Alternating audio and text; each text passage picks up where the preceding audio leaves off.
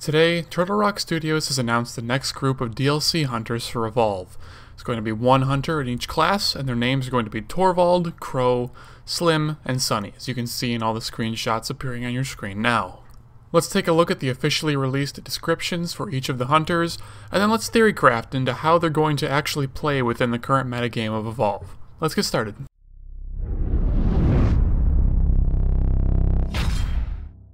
Torvald has a Goliath-sized beef with monsters.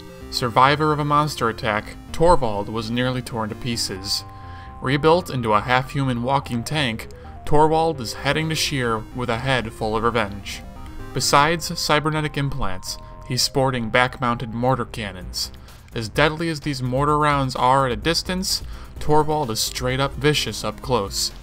Toss a shrapnel grenade and he peppers a target with weak spots. That's when you unload rounds from his auto-fire shotgun and rack up some serious bonus damage. So let's analyze Torvald's loadout. The first thing I really wanted to talk about is actually his shrapnel grenade. This is really interesting because it creates a self-sufficiency for the assault that none of the other assaults currently have. So he's able to make weak points for himself using the shrapnel grenade. No word on whether they'll be 1.5x or 2x or even something lower like 1.2x, but he will be able to get a damage multiplier for himself, by himself, without relying on anyone else. So that means he might actually synergize pretty well with Val, because she doesn't have to waste her time putting weak points on the monster if she doesn't have to. She can focus on tranks and healing almost exclusively, and only switch to her sniper when both of those things are, completely done. So that's really interesting to me. However, you could also argue that he could be very synergic with pretty much any other medic in the game as well, who is not able to apply those weak points, because that means that the assault is able to buff himself and buff his teammates without relying on the medic to do it for them. He may or may not be a great pair for Lazarus, only time will tell, with how much damage his combat shotgun, or I should say auto-fire shotgun, is actually able to accomplish, especially with those weak points. It remains to be seen what kind of DPS we're going to see, but if it's anywhere near Parnell level, in combination with the mortar launcher, Torvald really could be an excellent pairing for Lazarus, but it depends on a lot of factors with that mortar cannon that we don't really know yet.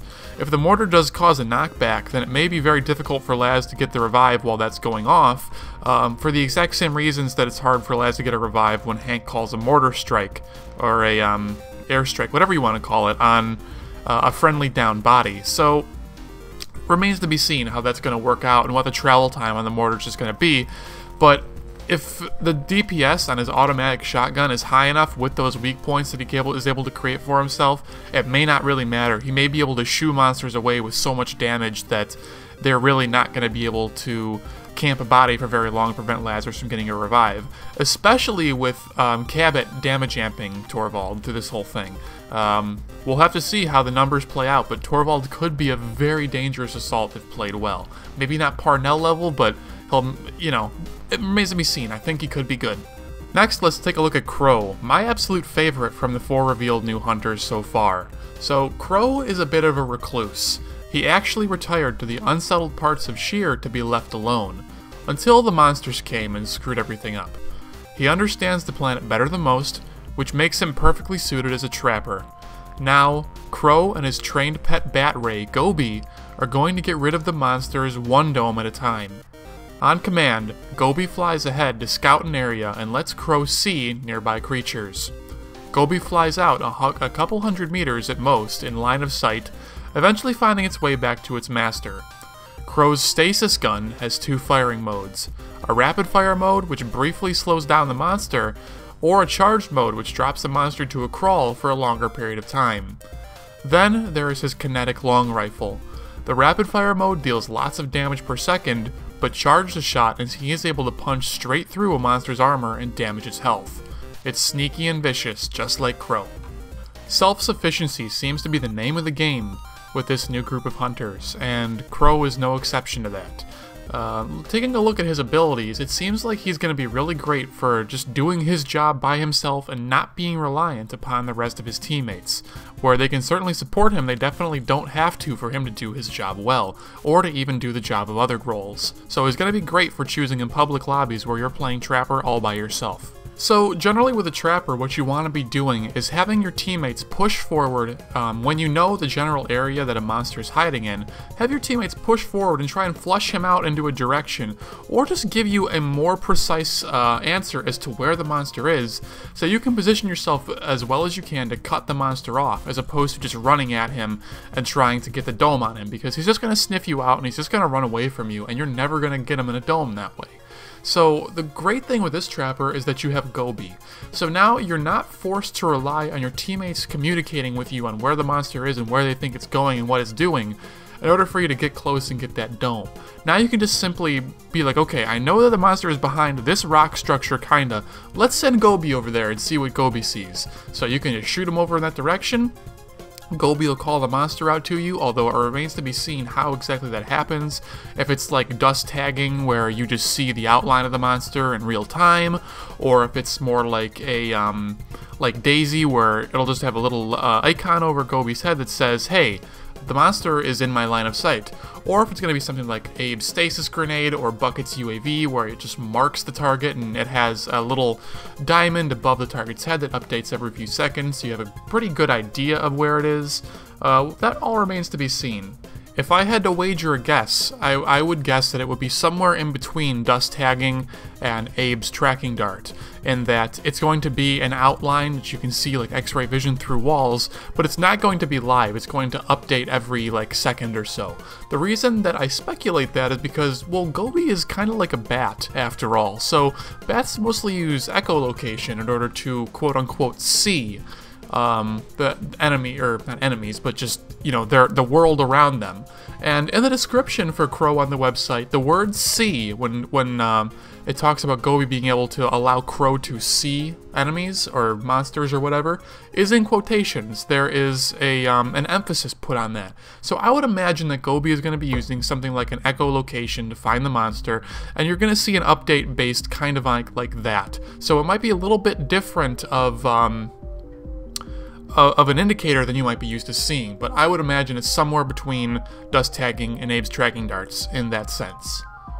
So that's just one way that Crow is going to be very self-sufficient. He's going to be able to track the monster by himself without the help of his teammates in a lot of ways, and he'll be able to cut the monster off very effectively because of that.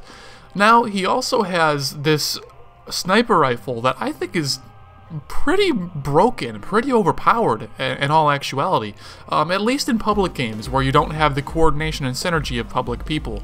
Now in a competitive team, this may not be as good of a weapon, but just simply for public lobbies, it's absolutely great, because I can't tell you how many times where I've gotten a good dome on an enemy monster and I've had them trapped in there, but my assault players on my team and my support players were just not able to put out the damage that they needed to be putting out, and we're not even able to break the armor on a Kraken or on a Goliath, or a lot of times even on a Wraith, in order to actually start doing health damage to it. So my dome feels completely worthless other than wasting a minute of the monster's time. So the ability for the trapper to now deal direct health damage without having to worry about how much armor the enemy monster has is pretty huge. Like, you can guarantee that every time a dome goes down, you are taking some health damage from that monster. You are guaranteeing that you are getting some kind of benefit from every dome that lands on an enemy monster. So that's a really, really powerful tool for any hunter to have, and the fact that it's on a trapper is pretty absurd in my opinion, and we'll have to see how much damage it actually does when you fully charge it up and use it that way, but that's a really, really nice tool to have, and I'm definitely going to be playing a lot of Crow in public lobbies for sure. As for that net gun, or whatever you guys want to call it now, the stasis gun, it really is another one of those remains to be seen things, like I've been saying so much in this video already. We really have no idea how much the monster is slowed, what the range on the weapon is, or a whole, you know, any of that kind of stuff. So this is just a wait and see thing, but you know, we'll see how it works. It seems like it's going to be one of the worst monster slowing abilities of all the trappers, though. Like, it seems like it could potentially even be worse than stasis grenades on Abe, but we'll have to see. Next up, have you ever had a friendly medic in a public lobby who plays Val or plays Kyra, and all they love to do is just to be absolutely stupendously aggressive towards the enemy monster. They seem to love running at it and shooting tranks at it, or shooting napalms at it and keeping it in combat, preventing you from doming it, thinking that they're the assault player trying to do massive amounts of damage when they are the healer for the group, and just generally being out of position. Well, maybe they should give Slim a try. Slim is a forgotten soldier from a forgotten war, and he's not human anymore. His DNA was genetically modified so much that this combat medic resembles some insectoid hybrid. All of Slim's abilities not only mess with the monster, he has some unique ways to keep his fellow hunters in the fight. His primary weapon, the leech gun, saps strength from the monster, and that fuels how quickly his healing burst reloads. His healing burst also happens to have the largest radius compared to all the other medics in the game. Slim's healing drone buzzes around the battlefield, targeting teammates and helping them regenerate health over time. As soon as the hunter being healed is attacked, however, the drone immediately returns to Slim. Of course, the monster can't hurt what it can't find, and Slim's Spore Cloud launcher masks the sense of the hunters, giving you the perfect opportunity to get in close. So, as I was saying before, Slim sounds like a very aggressive medic, for sure. He is going to reward that playstyle, very much. So, Slim actually kind of wants to be the target, of the monster's focus, at least for brief periods of time. So pairing him with something like Hank is going to be very, very powerful. His leech gun, now that we have to see how much damage it's actually going to do. If it does good damage, I mean, and it works something like a shotgun or something like that, he's going to be really great at close range and just peppering the monster with bullets and keeping his healing burst charged up. Because it seems to me like his healing burst will not recharge at all by itself, and you have to shoot stuff with that, with the leech gun. Or rather, the healing burst might have a very, very slow recharge, and the only way to get it back in reasonable amounts of time is with that leech gun. So if he just keeps attacking that monster and just being aggressive and being aggressive, he'll have that long-range healing burst ready over and over and over and over again, and he'll be able to heal his teammates if they're kind of forming up in a death ball with him.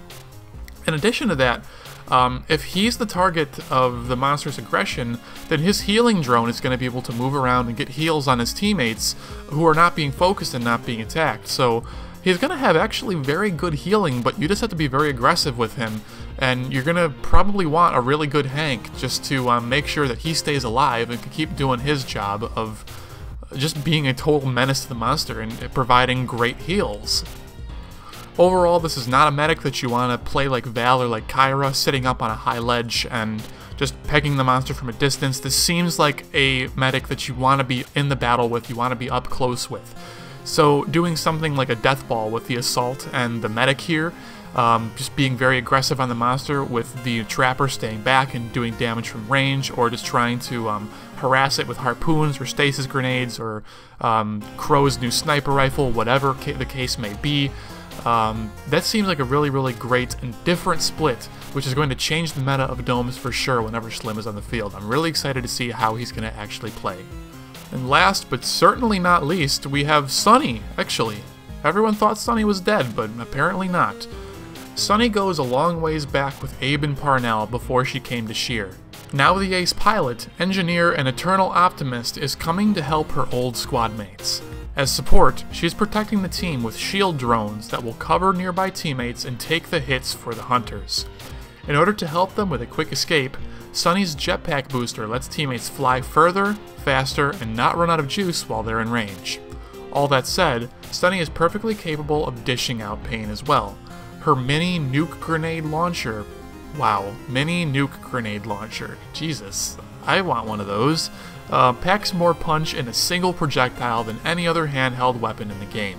So this support sounds like absurdly good, very aggressive, gonna be doing big damage while also shielding teammates from receiving damage. Like, seems like she's gonna be like a really excellent mix between Cabot and Hank. Like, she's gonna sit right in the middle of those two hunters, and they're already excellent hunters, with Cabot being absurdly good, and Hank just is also very, very good as well. So having a mix between the two, I am very excited to see how she plays out.